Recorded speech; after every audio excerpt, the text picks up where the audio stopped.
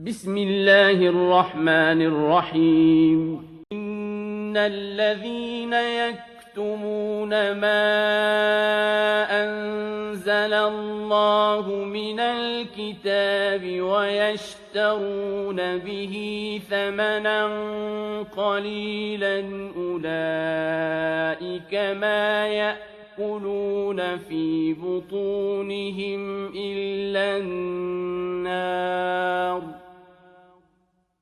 أولئك ما يأكلون في بطونهم إلا النار ولا يكلمهم الله يوم القيامة ولا يزكيهم ولهم عذاب أليم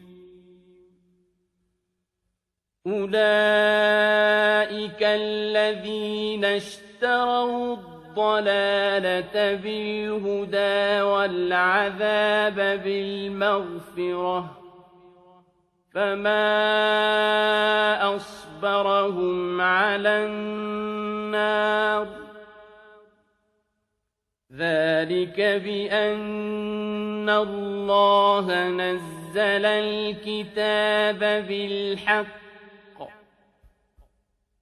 وَإِنَّ الَّذِينَ اخْتَلَفُوا فِي الْكِتَابِ لَفِي شِقَاقٍ بَعِيدٍ أعوذ بالله السميع العليم من الشيطان الرجيم بسم الله الرحمن الرحيم الحمد لله رب العالمين وبه نستعين وصلى الله على محمد وعلى الطاهرين وعلى الله دائم أجمعين من الآن إلى قيام يوم الدين.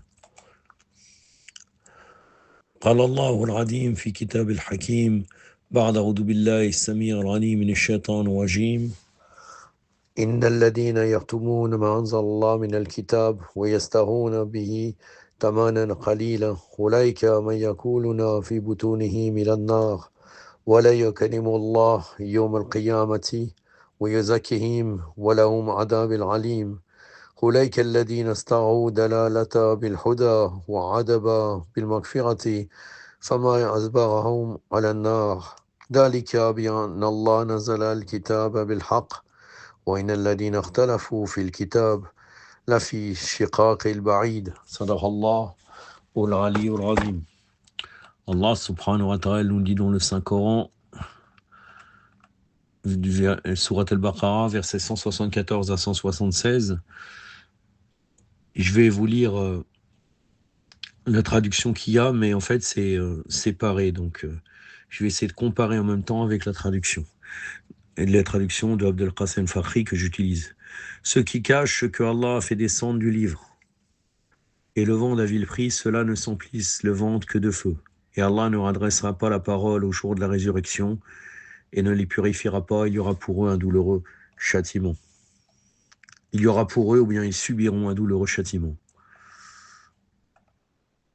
Ceux-là ont échangé la bonne direction contre l'égarement et le pardon contre le châtiment. Comment vont-ils supporter le feu?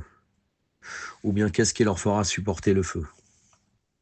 C'est ainsi car Allah a fait descendre en toute vérité le livre, et ceux qui s'opposent au sujet du livre sont dans une profonde divergence, ou bien une profonde dissidence. Ceux qui se livrent à des controverses au sujet du livre sont dans une profonde dissidence. Donc la suite du tafsir, là il a été très succinct. En réalité il n'a fait que paraphraser pratiquement, mis à part au verset 174, il n'a fait que paraphraser ce que dit le Saint-Coran. Le verset 174, il les sépare en fait. Alors qu'en fait, là, dans le tafsir de Vincent Askari, que vous allez voir, il a regroupé versets 174, 175, 176. Encore une fois, est-ce que c'est pertinent de présenter un tafsir pour faire verset par verset ou très petit groupe de versets pour finalement paraphraser? J'en doute fort. Ceci étant dit, j'ai pas plus de remarques à faire sur ça, ça reste toujours la même chose. Donc le commentaire du verset 174, donc là je vais vous citer à chaque fois verset 174, après quand il termine 175, et après quand il termine verset 176. Et après avec le tafsir de Vincent Askari alayhi salam, on regroupera tout cela.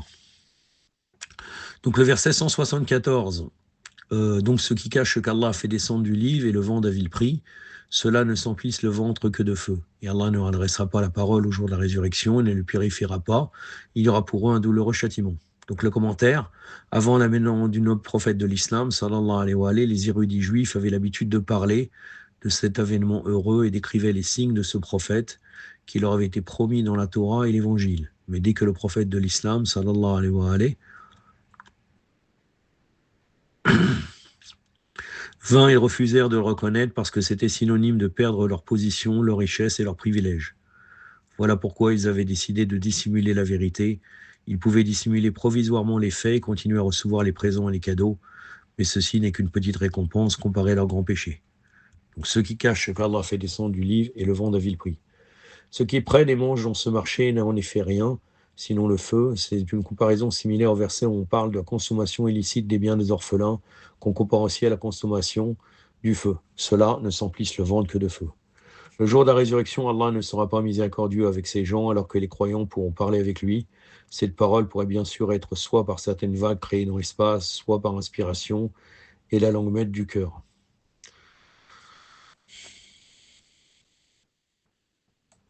Bon, après, ça reste une interprétation, parce que est-ce que vraiment on parlera avec Allah, ou bien on parlera avec les représentants d'Allah qui sont les imams, alayhi salam. Ce jour, tous les croyants pourront devenir des interlocuteurs d'Allah. Les personnes qui essayent d'empêcher l'écho de la vérité d'arriver aux oreilles des gens ont en fait fermé la voie de parler avec Allah le jour du jugement. Ils ne vont entendre aucun mot de bonté, mais plutôt le mot de colère en enfer. Allez-y, ne m'adressez pas la parole. Allah n'absoudra pas leurs péchés. Il y aura une punition douloureuse préparée pour eux comme résultat de leur action malveillante dans ce monde. Allah ne adressera pas la parole le jour du jugement et ne les purifiera pas. Il y aura pour eux un douloureux châtiment. Donc les notes.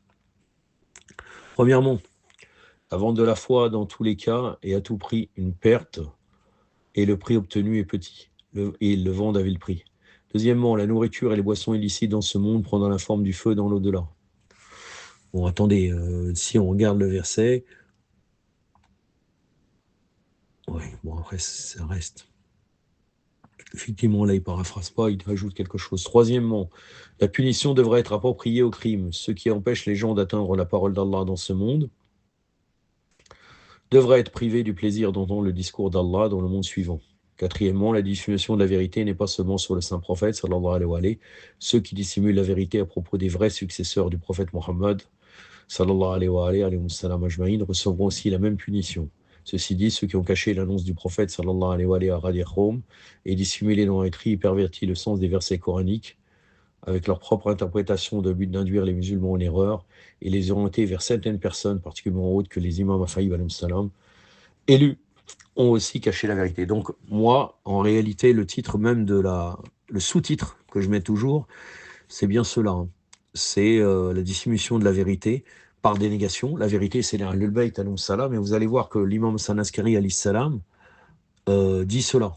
Là, ils ont été un peu loin, là, il a fait juste cette allusion-là, mais en vérité, le véritable tahwil, puisque le but des imams alayhi salam, après Radiahom, c'est d'enseigner le tahwil de la religion. Le tahwil de ces versets coraniques, c'est ceux qui cachent la vérité sur Muhammad wa Ali Muhammad, sur leur maqam, sur leur station sublime. Le verset 175 maintenant. Ceux-là ont échangé la bonne direction contre l'égarement et le pardon contre le châtiment. Comment vont-ils supporter le feu? Donc ceux qui dissimulent la vérité sont certaines personnes qui vont de la bonne voie pour acheter l'égarement. Foncent vers la punition et laissent le pardon. Ceux-là ont échangé la bonne direction contre l'égarement et le pardon contre le châtiment. Savent-ils que d'une façon ou d'une autre, ils partagent la corruption et les aberrations de l'humanité au cours de l'histoire par leur action quand ils dissimulent la vérité? Pensent-ils qu'ils soient capables de supporter la punition d'Allah? Comment vont-ils supporter le feu? Donc c'est toujours le verset. Hein. Il est rapporté dans une tradition que le saint prophète, sallallahu alayhi wa alayhi, en parlant avec Ali ibn Abi Talib alayhi salam, a dit « Le pire des hommes est celui qui vend son monde futur pour sa vie présente, et pire encore celui qui vend son monde futur contre la vie présente à quelqu'un d'autre. » Ça, c'est dans Bir al-Anwar, volume 177, page 46, Malayadou al-Faqih, donc de Shir Sadouk, rahmatullah alayhi, volume 4, page 353. Maintenant, le verset 176. C'est ainsi car Allah a fait descendre en toute vérité le livre, et ceux qui s'opposent au sujet du livre sont dans une profonde divergence. Commentaire, les gens qui dissimulent la vérité sont sévèrement mis en garde et menacés par les punitions divines, parce qu'Allah a fait descendre le livre très clairement pour qu'aucun doute ou ambiguïté n'existe pour quiconque. C'est ainsi, car c'est la vérité, que Allah a fait descendre le livre. En toute vérité, le livre, qu'Allah fait descendre en toute vérité le livre. Il y a encore des gens qui, pour protéger leur intérêt personnel, posent des actes allant dans le sens de la justification et la falsification des concepts du livre révélé et poussent les gens à s'opposer à cela. Sur cette voie, ils entendent avoir certains profits inattendus ou illicitement. Ensuite, Allah les introduit en disant « Et ceux qui s'opposent au sujet du livre sont dans une profonde divergence. » Donc, globalement, à 70%, on peut dire, c'est de la paraphrase de ce que dit déjà le Saint-Coran, malheureusement. Maintenant, nous allons aller vers le tafsir de l'imam Hassan Askari alayhi salam. Bien entendu, c'est notre imam, Kalam al-Imam, Imam al-Kalam, et vous allez très bien le voir.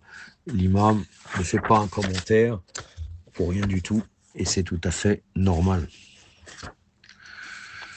Donc maintenant, les versets, est-ce que je vous les lis? Je ne pense pas. Celle-là est normalement au tout début, donc il y a tous les versets que je vous ai déjà cités, mais je vais rentrer directement dans le commentaire. Donc l'imam Hassan Askari alayhi salam a dit, Allah dit en décrivant les caractéristiques de ceux qui dissimulent nos vertus, c'est-à-dire ceux des Ahlul Bayt. Vous avez vu, là, il rentre directement dans le sujet de ceux qui dissimulent les vertus.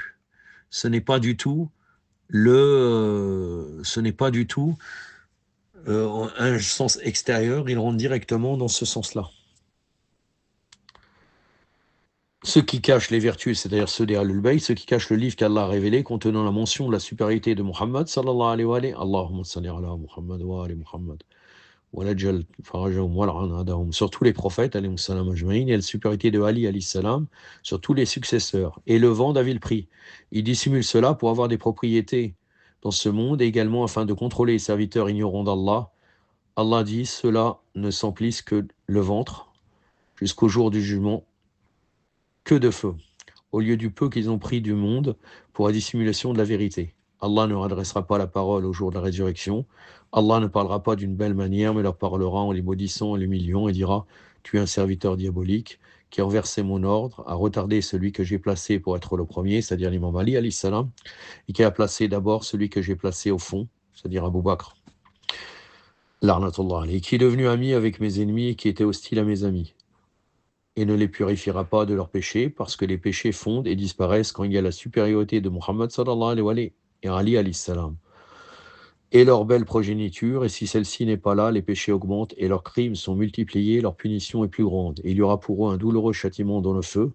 Ceux-là ont échangé la bonne direction contre l'égarement, ils ont pris la direction des ténèbres à la place de la guidance, et ont pris un endroit dans la maison de la destruction en échange de celle du bonheur, dans la maison de la béatitude. Et le pardon contre le châtiment, ils ont acheté la punition qu'ils méritent pour s'être liés d'amitié avec les ennemis d'Allah, l'arnatullah alayhum, en échange du pardon qu'ils auraient reçu en se liant d'amitié avec les amis d'Allah. Donc c'est eux qui ont créé leur au-delà. Au départ, c'était la bienfaisance, et finalement, toutes les choses mauvaises ont entraîné leurs méfaits et le châtiment. Qu'est-ce qui leur fera supporter le feu? Ce qui leur donnait l'audace d'accomplir des actes qui leur imposaient la punition du feu. C'est ainsi, c'est-à-dire ce châtiment qui est imposé à ceux qui, à cause de leurs péchés, les encourageaient à s'opposer à leur imam et au déclin de l'wilaya. Donc l'amitié, là c'est le wilaya, c'est mal traduit, ou l'alliance du chef de la création d'Allah, après Muhammad sallallahu alayhi wa alayhi, Sayyid al-Khalq, après Muhammad, son prophète, son frère, cassa avec la vérité qu'Allah a révélé le livre. Il a envoyé le livre promettant la punition à celui qui s'oppose au véridique et qui sont restés loin d'eux, qui ont suivi des mauvaises personnes. Allah a envoyé le livre avec la vérité, avec la promesse de l'arrivée de la punition. Il n'y aura aucune erreur en cela. Et ceux qui s'opposent au sujet du livre, ils ne croient pas en ce livre. Certains disent c'est de la sorcellerie, d'autres c'est de la poésie, d'autres c'est des contes, sont dans une profonde divergence et en opposition loin de la vérité. Quand ils doutent de la vérité, leur perception les emporte dans la direction opposée. Donc maintenant, l'imam Hassan Askari nous cite son grand-père, l'imam Ali ibn al-Hussein, donc As-Sajjad, alayhi salam, qui a dit « C'est la situation dans laquelle se trouvent ceux qui dissimulent nos vertus, combattent nos droits, se nomment avec nos noms, se titrent avec nos titres, c'est-à-dire ils s'attribuent des titres qui appartiennent uniquement aux imams, alayhi salam, et aident ceux qui sont injustes envers nous en usurpant nos droits, en donnant la richesse à nos ennemis sans être sous taqiya, c'est-à-dire donc protection ou en danger de mort, ou pour sa fortune ou son statut. Craignez Allah, groupe de nos partisans, ne restez pas loin de nous quand il n'y a pas de taqiyya sur vous. Et ne soyez pas avec nous quand la taqiyya vous en empêche. C'est-à-dire, on fait l'inverse. C'est-à-dire, il dit, ne faites pas l'inverse. Quand il y a un danger, devez faire taqiyya et vous restez pas près de nous. Et quand il n'y a pas de danger, vous devez révéler votre religion. Je vais maintenant vous raconter une narration à ce sujet. Cela vous donnera des conseils et des exhortations. Donc, toujours l'imam Zayn al-Abidin, alayhi salam, qui parle. Un groupe d'hommes, des compagnons du commandant des croyants, alayhi salam, est arrivé un jour. L'un d'eux avait marché sur un serpent et l'avait mordu. Et un autre passait près d'un mur et un scorpion est tombé sur lui et l'a piqué.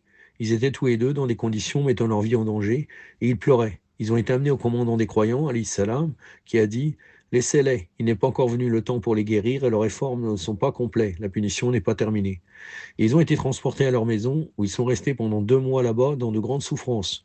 Ensuite, le commandant des fidèles, alayhi salam, demanda à ceux qu'ils reviennent. Les gens les ont ramenés à lui et certains d'entre eux ont dit: ils mourront tous les deux sur les mains de ceux qui les portent. Ils sont néanmoins arrivés vivants devant le commandant des croyants, alayhi salam. Il leur a dit à tous les deux: comment vous sentez-vous? Ils ont dit: nous sommes dans une grande douleur et une punition sévère. Il leur a dit: demandez pardon à Allah de tous les péchés qui vous ont fait aboutir à cela et cherchez refuge auprès d'Allah de ce qui a abouti à la confiscation de vos récompenses et à l'augmentation des afflictions. Ils ont dit: comment se fait-il au commandant des croyants? L'imam Ali alayhi salam a dit: ce qui vous est arrivé n'est que la conséquence de vos péchés. Quand à toi ou un tel, en parlant à l'un d'eux, te souviens-tu du jour où une personne a fait un clin d'œil à Salman? Là, il dit al-Farsi, mais c'est Salman Mohammedi, mais là, l'imam l'appelle Salman al-Farsi, Salman le Perse, et l'a réprimandé pour être l'un de nos amis. Tu ne l'as pas empêché à cause de la peur pour toi, ni pour ta famille, ni pour tes enfants, et ni pour ta richesse. Tu es resté silencieux à cause de l'embarras, et c'est pourquoi vous êtes dans l'affliction. Aie la conviction qu'à partir de maintenant, tu ne toléreras pas le rabaissement de l'un de nos amis. Et si tu as le pouvoir de l'aider en son absence, tu le feras. Sauf si tu as peur pour toi, ta famille ou tes enfants ou ta richesse. Et il a dit à l'autre: toi, c'est. Donc là, en fait, lui, il avait la possibilité d'aider un chiite et il ne l'a pas fait. Et il n'avait pas de raison, c'était pas lié à protéger sa famille ou quelque chose d'autre. Donc il a été châtié pour ça. Et donc là, tout ce qui lui est arrivé, c'est une purification en réalité. Pour qu'il prenne conscience, il demande pardon. Très souvent, on a une autre conception. Alors qu'en fait, on doit voir que des fois, c'est la conséquence de nos actes, comme l'imam Ali alayhi salam a dit, c'est la conséquence de nos actes. Et en définitive, c'est une manière de revenir à Allah. Donc le deuxième, qu'est-ce qu'il lui a dit, l'imam? Quand à toi ou à un tel, en parlant à l'un d'eux, te souviens-tu du jour une personne? Non, pardon. Allahumma salli ala Muhammad. Ah, il dit à l'un d'autre: toi, sais-tu pourquoi tu as été affligé? Il dit non. L'imam alayhi salam poursuivit: te rappelles-tu avoir rencontré mon serviteur Kambar en présence d'une personne particulière? Tu t'es levé dans son respect, par contre. Tu n'as pas offert cela aux camarades présents. Avec lui, il t'a dit: tu es debout pour celui-ci en ma présence. Tu lui as dit: pourquoi ne devrais-je pas être debout pour celui dont les anges d'Allah ont déployé leurs ailes? Quand tu lui as dit cela, il s'est levé et a battu Kambar et a crié des insultes et l'a blessé, le menaçant lui et moi, et cela m'a attristé. Donc là, il a insulté, là le menaçant, il y a le problème de traduction, il a insulté l'imam Ali et Kambar. L'imam Ali n'était pas présent, mais comme le Kambar était un fidèle de l'imam Ali, il l'a insulté. C'est pourquoi ce scorpion a sauté sur toi. Si tu as l'intention qu'Allah vous accorde la santé et la conviction que tu ne verras plus comme cela, avec nos amis en présence de nos ennemis, lorsqu'il y a de la peur pour nous ou pour lui. Donc là, c'est l'inverse. Lui, il aurait dû faire taqiyya. L'autre a fait taqiyya alors qu'il n'aurait pas dû le faire. Là, il aurait dû faire taqiyya et il ne l'a pas fait. Il a mis en danger Kambar. Quand je rendais en visite au messager d'Allah, sallallahu alayhi wa sallam, assis avec les autres, malgré mon statut supérieur, il ne se fait jamais pour moi comme il le ferait pour d'autres, qui n'avaient même pas une partie des milliers de vertus que je possède. C'est à cause qu'il savait que certains ennemis d'Allah seraient furieux contre lui, et furieux contre moi, et furieux contre les croyants. Mais il avait l'habitude de se lever à mon égard quand il n'y avait pas de peur pour lui ou pour moi. Donc là, j'en ai terminé. Ça démontre vraiment, encore une fois, qu'il faut faire taqiyya à bon escient. Et faire taqiyya dans un moment où il n'y a pas à le faire, c'est un grand problème. Et inversement, si on ne fait pas taqiyya alors qu'on devrait faire taqiyya, parfois on met en danger d'autres personnes, malgré qu'au niveau du charia, il n'y a pas de problème en réalité. L'acte des savants ont démontré cela. Mais bon, ça c'est un autre sujet. Je vais terminer avec cela. Wa sallallahu alayhi wa sallam Muhammadin wa atati wa tahirin wa assalamu alaikum wa rahmatullah.